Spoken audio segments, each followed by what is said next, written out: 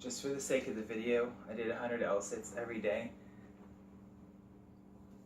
But don't get caught up in the number 100, because what you really want to be focusing on is your technique and protracting your scapulas, making sure that you're lifting yourself off the ground and not slacking on your shoulders. What I made the mistake of doing was going from not doing anything with no intensity at all to doing L-sits every day for 30 days, trying to protract as hard as I can, because you have to really protract the shoulders and the scapula really hard, and over time you do that day after day, week after week, all month. Eventually your shoulders, they just get tired and they start slacking. So even if your chest, your lats, and your core can keep you up in the L-sit, your shoulders just won't allow you to. And that's one thing I've learned, especially training for the planche now, is that if you are in a position where your body isn't used to being in that position, your joints and tendons and ligaments aren't going to be strong in that range of motion. So let's say you're training for the planche, you're leaning in, your joints are used to being here. Your joints aren't used to having a whole lot of torque on them or pressure into the rib cage, the collarbone, and the shoulder. I had a little bit of collarbone pain up here that quickly went away after the 30 days were over, but now that I'm training for the planche, it really puts a lot of stress on my sternum. What you have to realize is that your muscular strength will probably exceed your joint and tendon and ligament capabilities. The thing to consider is that if you're protracting, especially once you get off the chairs or the parallettes and dip bars, once you get to the ground and you do this on the ground, you have to protract really hard to get your hips up and your legs up off the ground. First thing I would recommend is realizing that your chest, your core, and your back are big muscle groups. Your shoulders and your triceps, your biceps, and your forearms and your wrists, all those ligaments, tendons, and smaller muscles are smaller. They can't take as much of a burden as your chest, your core, and your lats can. So for that reason, doing 100 L-sits a day, you can do them you can do them as reps or holding them, 1, 2, 3, doesn't really matter. What matters isn't the number. I know for the sake of the video, I did the number, but what matters is the technique and the progression and feeling it out, not just hitting a number. One day you're working the front side, giving the back a break. The next day you're working the back side, giving the front a break. And a third day you might do some hollow body holds or some other type of L-sit progression. But the whole idea is to give your smaller muscles a break, because although your chest and your core and your lats might be strong enough to do an L-sit on the floor every day, eventually your shoulders and your triceps are smaller muscle groups that will give out, and eventually you'll try as hard as you can, but your shoulders will hunch and they'll come up, and no matter how hard you try and depress your scapulae, protract your shoulders, they just won't want to go. My tip would be to not focus on just 100 L-sits a day like I did for the sake of the video, but to switch off days. So you'll do L-sits hanging. You can do it as a rep or you can do it in seconds, doesn't really matter. The key is to not focus on the number or doing 100 per se, but rather focusing on the technique. So on your push days, you'll do, protracted, where you're using a lot of your chest, triceps, and shoulders. And if you keep on doing that, you're going to fatigue your, you're going to overtrain your shoulders and your triceps, because it requires a maximum contraction. So you'll switch it up on your pull days.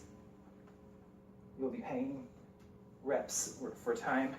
And the biggest thing I can say is that don't go too hard too fast. Just kind of ease into it, because I went right into the L-sits, 100 L-sits a day, 30 days, protracted really hard, and I went from never having any pressure and no frequency at all to having lots of pressure right in through that shoulder and the collarbone and the ribs. So what happened was I got a little pain up here, but that quickly went away. And as soon as I started training for the planche, that pressure that it puts on your sternum and on your ribs is so much more that I just went too hard too soon. That's what I would recommend not doing, is progressing slow. You can always take it easy and do more if you want to, but once you've done too much, your muscular strength exceeds your connective tissue and your ligament strength in the beginning, especially like me. If you go too far, too hard, too soon, too much time, too much volume, sure, your muscles and everything can handle it, sure, your CNS can handle it, but your connective tissue, especially up through here in that sternum, it's being stretched and then protracted really hard with all that pressure up in your chest and your shoulder and your ribs. That's just like a big no-no. So to sum everything up, just make sure that you're aware of how your body's reacting and progress very slowly, because it's going to take a lot of time for your joints and tissues, your ligaments, to adapt to the stress, despite whether your muscle can take it or not. And yes, of course, a lot of people might be watching this wondering what's going to happen to those abs. It's going to happen to those abs, but the reality is that just doing L-sits every single day or working your core isn't the solution for aesthetics, for getting abs. The point is not what your abs can look like, but what can they do for you? What can you do with them? This 30-day challenge where you go from not doing any core work at all to of no intensity to doing a lot of core work every day with high pressure. So you go from no pressure on your joints and tendons, never, to high pressure on your joints, ligaments, and tendons and stuff like that, always, frequently. So that's the first thing that I would suggest, is not doing this every day or having high and low days. Second thing I would suggest, which is why I have a bar here, is when you protract as hard as you can to get yourself off the ground. You can do these on parallettes or on chairs, but once you get more advanced, you try and drop down to the ground.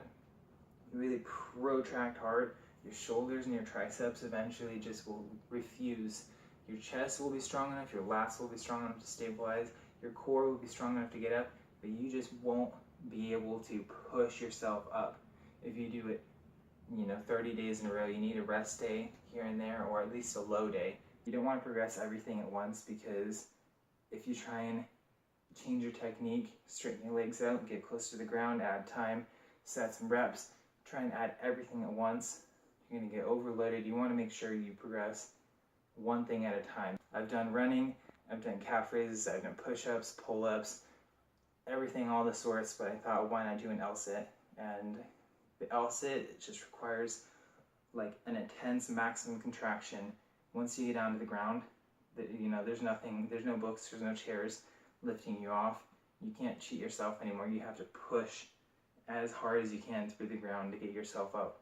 The whole point of doing this is to become more skillful, because the important point is not what can your abs look like, but what can they do for you. Whenever you're doing something like the maximum contraction, you're contracting everything, and every single joint has to take a lot of burden, especially in planche and stuff like that. So to sum everything up, don't do 100 L-sits every day just for the sake of the number. Focus on the technique and the progression, and know when to progress, when to use a different progression, whether you're protracting a lot or slacking. If you're slacking, you need to stop the set. You need to make sure you have a full protraction of the shoulders and the lats. Looking back, it was really obvious that, what do you think would happen if you went from not doing any L-sits ever to doing the hardest progression of L-sits and holding for more and more time, lowering yourself down and progressing harder and harder every day? What do you think is going to happen if you go from no pressure ever to a bunch of pressure in positions that your body isn't used to being in. With that, I will end this video here. What can you do with the progress you've made or plan to make on doing ELSIS every day? And is this the right path for you?